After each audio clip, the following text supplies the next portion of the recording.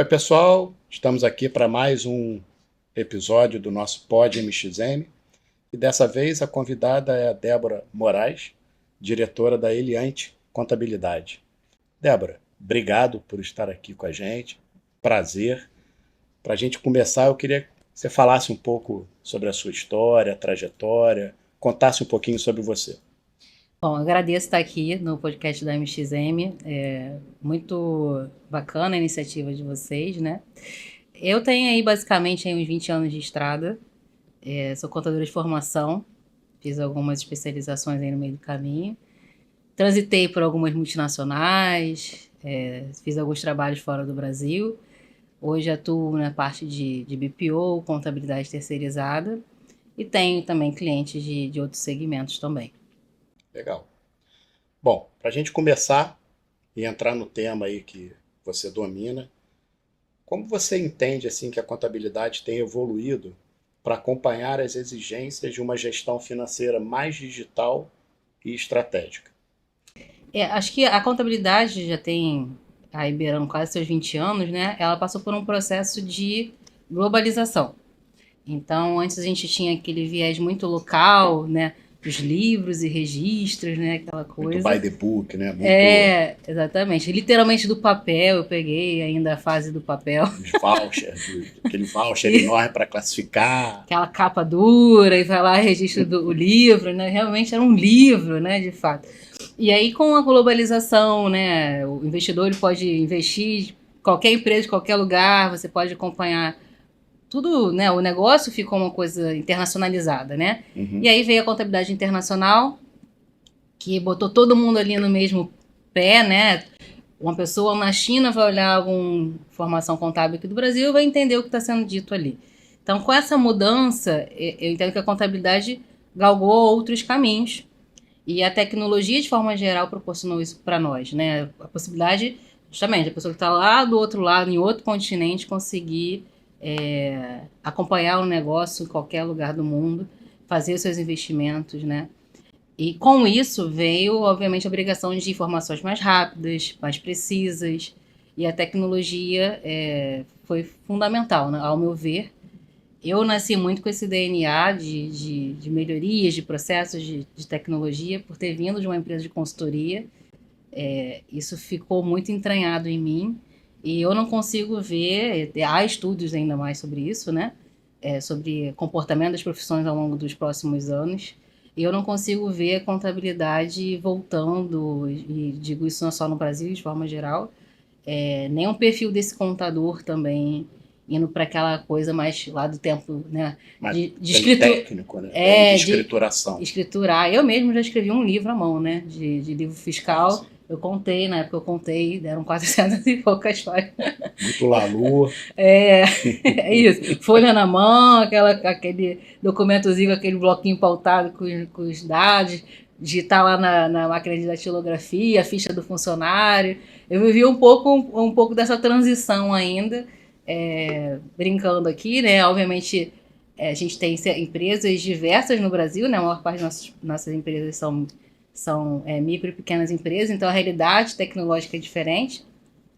Mas, de forma geral, acho que não tem muita volta, né? A tecnologia hoje está bem acessível financeiramente. Acho que é outro fator muito importante. Então, daí para diante, assim eu espero, né? Não só pelo bem da contabilidade, dos contadores, né? Para a gente poder, né? Continuar aí galgando novo espaço no mercado, né? Muito se fala que a profissão, eu já escutei falar muito isso, a profissão do contador vai acabar, a profissão. Eu acho que não é acabar, mas é se transformar, evoluir.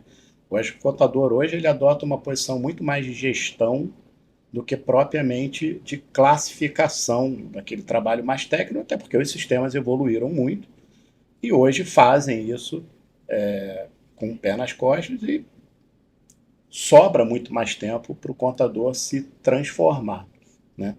E aí, falando em transformação, quais são as habilidades assim que você considera essenciais para os contadores que querem atuar como parceiros dessa transformação nas empresas? A primeira coisa, acho que não existe mais aquilo de se isolar numa bolha, né? Vou olhar para a contabilidade, né? A contabilidade é muito técnica, né? Então, tiro por mim, por colegas, a gente acabou tendo um direcionamento na faculdade, afins, muito técnico, né? Acho que isso tem mudado um pouquinho nas faculdades, graduações mais recentes, e a gente fica aquela coisa que não interage muito com as outras áreas da empresa ou com os outros setores, né? E acho isso muito ruim. Como eu disse, né, eu vim com esse DNA muito forte, então tinha uma frase que a gente usa lá muito que é levanta a cadeira e vai até onde você tem que ir para resolver o problema. Então eu trouxe muito isso comigo. Acho que é muito importante ter uma visão holística, uma visão sistêmica do processo, dos controles e uma visão de negócios, né? Então a gente buscar. E às vezes a solução para o seu negócio não está e comparar com outro negócio do mesmo segmento, mas às vezes você vai buscar ali inspiração ou algo que você consiga traçar um paralelo em algo totalmente diferente.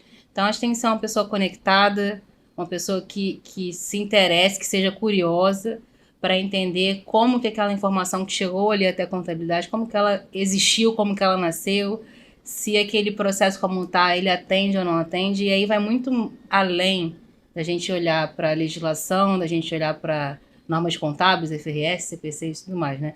Vai para realmente você ter uma visão estratégica, uma visão de negócios, uma visão de empreendedor mesmo, né? Então, olhar para o negócio e pensar o que eu posso contribuir para que o negócio seja melhor, o que eu posso trazer de ideias. E isso também não tem muito a ver, ao meu ver, com o tempo de carreira necessariamente. Você pode ter pessoas jovens que começaram a sua carreira agora, mas que trazem ferramentas, trazem uma ideia, né? Às vezes totalmente fora da caixa, fora da casinha, para poder contribuir e falar, poxa, por que eu nunca pensei isso? Porque às vezes a gente já está tão ali também, olhando para aquilo enraizado, que a gente não consegue enxergar para fora, né? Então acho que tem muito isso, né? Assim, a gente ainda é muito técnico, eu digo isso porque já estou como mentora, né? Já dei treinamento. Então eu falo assim, de forma geral na nossa classe, eu acho que a gente ainda não sabe muito bem se comunicar, né? Vender o nosso serviço, vender o nosso trabalho. Eu digo vender não é vender com outros clientes. Vender internamente também nos locais. Às vezes as pessoas entenderem como a contabilidade é importante, né? Eu acho que a contabilidade é o médico das empresas, deveria ser.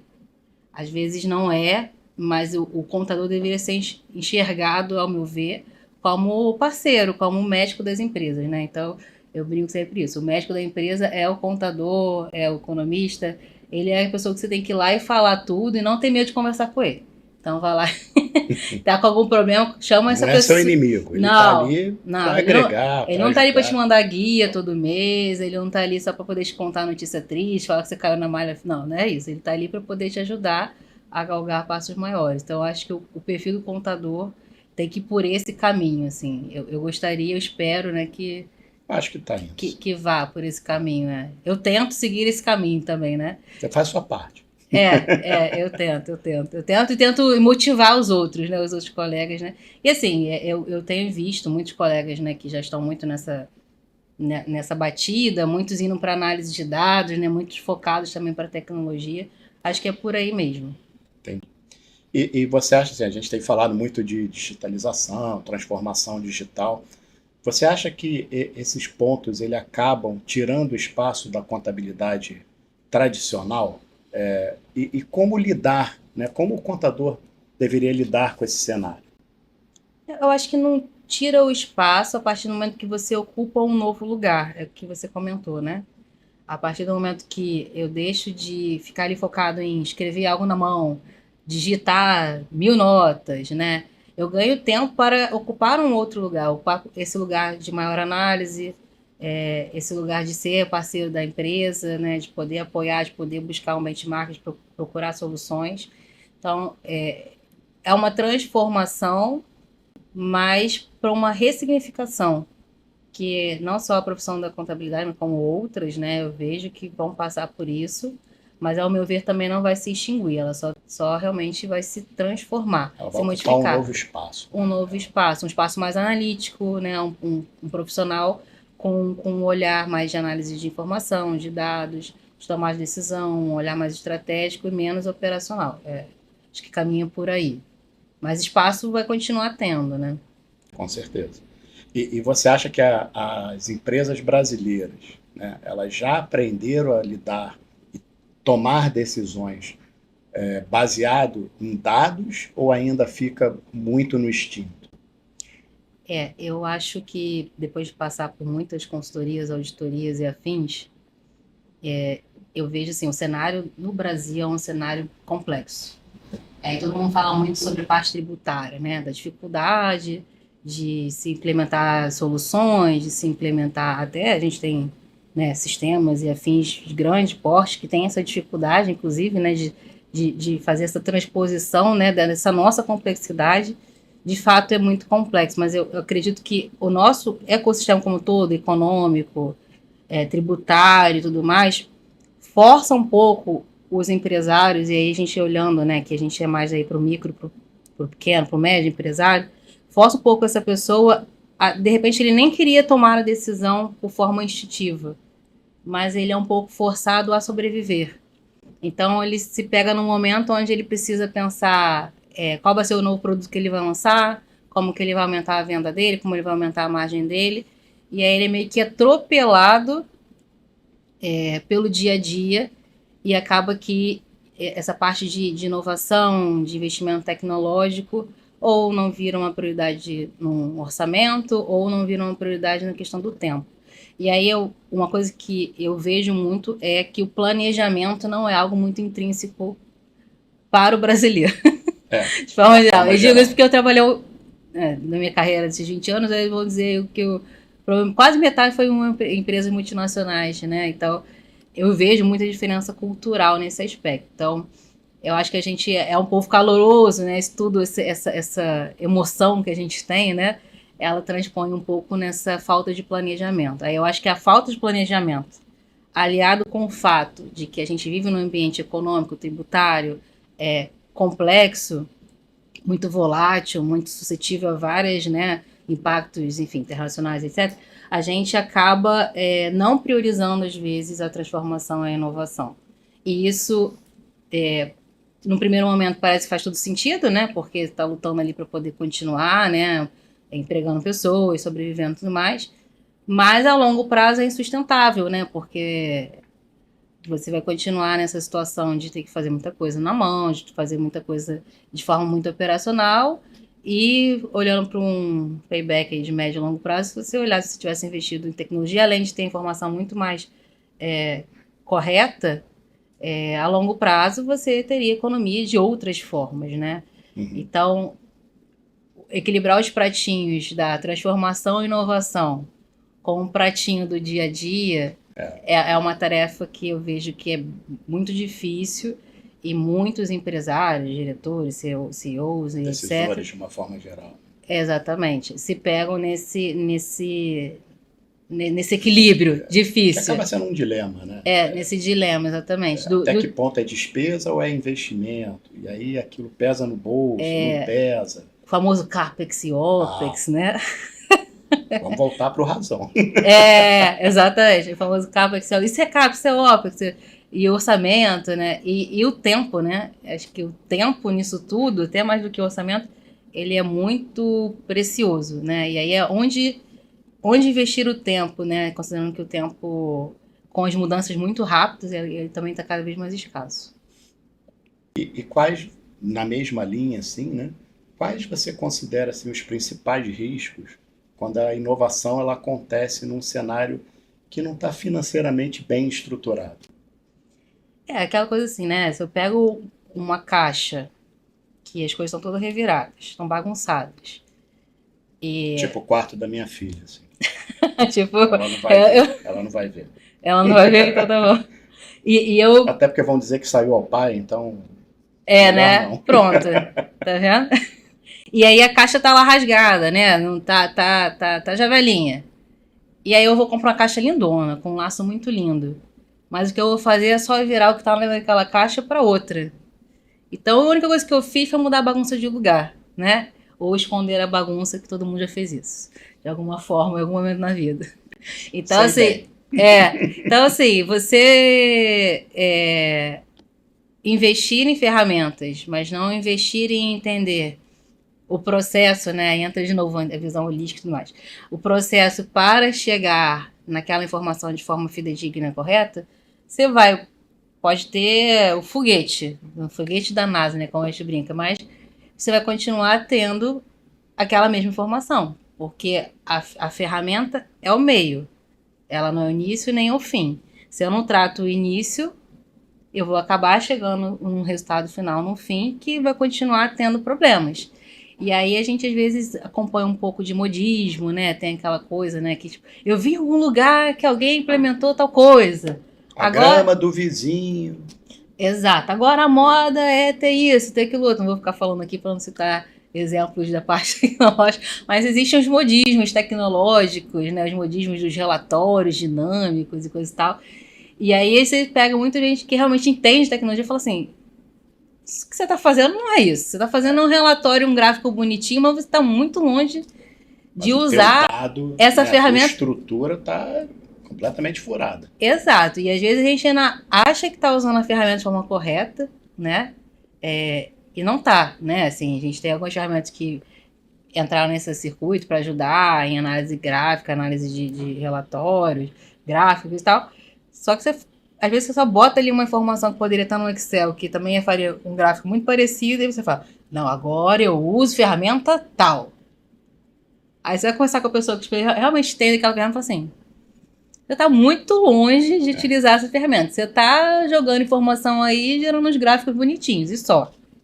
Então é muito interessante isso, porque muitas pessoas viraram detentores de conhecimento tecnológico, mas sem ter realmente a profundidade para poder estar atuando naquilo, né? Então, acho que a gente, como conhecedor técnico das informações, ou os demais que usam das informações, usuários-chave das informações, tem que buscar o apoio também de quem é especialista na ferramenta, na tecnologia, para juntos, né, extrairmos dali o melhor, tanto com a visão de processos, como a visão de informações, como a visão de quais relatórios vão sair dali, dos outputs, qual é a melhor forma, o que vai fazer mais sentido para o que aquela empresa, para aquele segmento, para o comparativo que eu quero fazer precisa. E às vezes a gente se pega aí nesse lugar de, não, isso é muito fácil, eu vou fazer aqui e tal, e aí... Uma semaninha tá pronto. Aí entra o lado emocionado, né, que a gente tem, né? Uma semaninha tá pronto, se é rapidinho, tá tudo bem, Passa, né? com o pé nas costas. Aí entra aquele lado do planejamento, né, que a expectativa às vezes não casa muito com a realidade, né? Aí quando vai ver, tem uma coisa... Não era bem isso. Tem uma coisa estranha, né? E aí a gente tá falando só de ferramentas para você analisar alguns dados, né? Fora, às vezes, né, eu já presenciei, né, situação de uma empresa inteira parar, porque tinha-se um cronograma, a pessoa tomou a decisão que não ia esperar mais aquele cronograma ser concluído, uma implantação, reimplantação, de uma implantação de um novo RP, né? Uhum. E toda a rede nacional parou. Não emitia mais cupom fiscal, não tinha mais integração de nada. Então, é aquela coisa de a gente também ouvir o que o especialista naquele assunto tem para falar, né? Ninguém sabe tudo de tudo, a gente pode ser curioso, querer entender, mas a gente tem que ouvir, né? Então, algumas etapas precisam ser cumpridas por algum motivo. Então, nesse caso, deu ruim. Tem uma lógica. Deu ruim em geral num ponto de enfim, quem passava no corredor estava tendo que emitir cupom fiscal, entendeu? Então você imagina aí como que foi o desdobramento aí desse problema, né? O resultado final disso. O resultado final disso, né? Sobreviveu, continua sendo uma empresa extremamente rentável, mas com sequelas de uma tomada de decisão equivocada para uma ansiedade, para uma falta de planejamento que poderia de repente ter sido evitada, né? Então são coisas assim que a gente vê o mundo, e aí você, às vezes, como consultor, como contador, como, né, essa parte financeira, você chega na empresa, você olha aquele cenário e fala, o que aconteceu aqui, né? Coisas que poderiam... O que tá esse cálculo? coisas que poderiam ter sido evitadas, né? Você fala, mas por quê? Aí, não, porque tal coisa é mais barata. Aí você vai vendo, esse aqui é mais barato, esse aqui é mais barato. Esse aqui atendia um pedacinho daquilo ali. Aí, quando você vai olhar uma grande coxa de retalhos, essa parte sistêmica, assim, é uma grande coxa de retalhos que as coisas às vezes não se conversam. E aí você tem a ilusão de que foi mais barato, mas não foi mais barato. Na verdade, você tem vários pequenos mais baratos que não fazem o papel de um, que se tivesse sido bem feito, bem estruturado, bem pensado, né, que tivesse sido integrado, né, como um propósito de um RPE, né, seria muito melhor, muito mais producente, né, mais econômico também. Mas aí entra, de novo, né, no planejamento financeiro, planejamento de processos, planejamento de pessoas, planejamento de cronograma, que às vezes a gente realmente se atropela e vai numa semaninha. Tá certo. Bom, a gente está caminhando para o final e para fechar, assim, eu queria que você falasse um pouco dela. Qual é o principal desafio para você implementar um processo de inovação? Qual é o calcanhar que a gente chama, né, na prática? Como é que você definiria isso? A tecnologia, por mais que esteja presente na vida de todo mundo, é algo que as pessoas às vezes entendem de forma muito rasa. E se você está num negócio que a tecnologia não é o DNA daquele negócio, você vira como você disse, vira um OPEX, né? E defender despesa é mais difícil que defender custos, defender alguma coisa que vai gerar tudo, claro que vai gerar receita, mas na cabeça das pessoas não vai gerar receita, né? Então, acho que o DNA da cultura da empresa é um fator que já ajuda ou limita essa conversa fluir com mais tranquilidade. Então, quando você entra num lugar que isso não é uma cultura, né, assim, a tecnologia ou o core business não é a parte de tecnologia, você passa por um processo de convencimento, literalmente convencimento, das pessoas para você justificar por que aquele investimento vale a pena, o que aquilo vai trazer de benefício.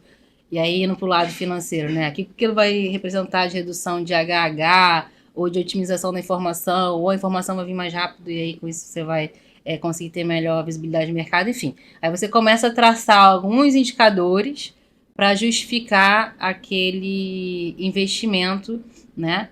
E aí trabalhar muito bem, né, as entregas, né, e como a gente tem um pouco dessa ansiedade, né, esses sprints de entrega, né, essas metodologias ágeis para você conseguir transitar e convencer e dar aquelas pequenas pílulas para as pessoas ficarem, tá andando, né, ficar um pouco mais tranquilo para não ficar aquela coisa de um projeto muito longo, né, como dependendo da complexidade, realmente e faz necessário ser, né. Então eu vejo muita dificuldade morando aí, né? Você tem que realmente convencer que aquilo é necessário. E há uma coisa que para mim, assim, olhando financeiramente, é um pouco interessante, porque já tem alguns anos que a tecnologia é muito acessível. Uhum. Né? É muito acessível. Algumas empresas, até da parte que eu trabalho, surgiram de inovações tecnológicas, né? Não vou citar aqui o nome, mas se jogar no Google vão descobrir. E, inclusive, não foram criados por contadores, né? Assim, você vê como a solução, às vezes, não está dentro de casa. Eles viram as dores das pessoas, viram a necessidade dos viram a oportunidade, viram a necessidade de alguns empresários queriam emitir uma nota, 2 notas e tudo mais, que precisavam de um contador. Tinha de atendimento, mas não precisava aquele atendimento tão próximo. E juntaram a tecnologia com a oportunidade. Uhum. E construíram ferramentas inteligentes para poder atender esse nicho de negócio. Então, acho que nesse mesmo paralelo existe, e alguns contadores têm raiva dessa situação, que isso não é contabilidade nenhuma e tal, isso é uma empresa que só emite nota fiscal, que se você quiser falar com alguém, você tem que falar com o chat. Eu acho que é um nicho que tinha necessidade, foi atendido de uma forma inteligente. Uhum. Eu acho que todo nicho tem uma forma inteligente de você atender usando tecnologia. A gente precisa só entender como a tecnologia vai agregar valor ao nosso negócio. E para isso a gente precisa buscar quais são as ferramentas, o que elas fazem, e realmente abrir a cabeça para ouvir e mudar um pouquinho esse nosso DNA, né? Acho que a gente foca às vezes muito o DNA na nossa atividade fim. A minha atividade fim é contabilidade. Então, eu vou ficar ali focado só em fechar balancete, Bater o ler, débito com crédito. bater débito com crédito, ler legislação, enfim. E eu esqueço que para eu fazer isso, eu preciso de ferramentas, eu preciso alcançar mais pessoas, eu preciso, enfim. E aí, o que, que eu faço para isso, né? Eu esqueço o meio do caminho, né? Eu olho só para o fim, né? E o meio é muito importante para que o fim seja mais produtivo e alavancado, né? Então, eu passando por vários lugares, enfim, trabalhando internamente, consultoria e tudo mais, eu sempre vi muito isso. Eu acho que vai muito dessa cultura mesmo de focar muito no negócio fim e de enxergar, infelizmente, muitas vezes a tecnologia, apesar de estar muito mais acessível, como um custo, como uma despesa, como um OPEX. E aí na balança ali do corta, corta, corta, corta, às vezes acaba no corta, corta, vai a Corta tecnologia, demais. Corta o que não deve. corta o que não deve, né? Sobrecarrega as pessoas, aí você entra num outro looping, que aí entra em outros temas, né? Que aí já vai para o outro universo de ciclo sem pessoas. fim. Que às vezes a pessoa não consegue entender como romper aquele ciclo, né? Tá joia. Bom, Débora, você está aqui com a gente. Acho que foi muito legal, muito produtivo. Débora Moraes, ela é diretora executiva da Eliante Contabilidade, uma vasta experiência, como ela falou, ao longo da carreira, mais de 20 anos de carreira. Começou muito jovem. Não podia deixar de falar. Mas, enfim, queria te agradecer muito. Obrigado de verdade por você estar aqui com a gente. Eu que agradeço o convite, é uma honra estar aqui com vocês, estar aqui presente na MXM, trocando bastante experiência, tenho aprendido muito com todos aqui. Eu acho essa troca sempre muito enriquecedora, então obrigada.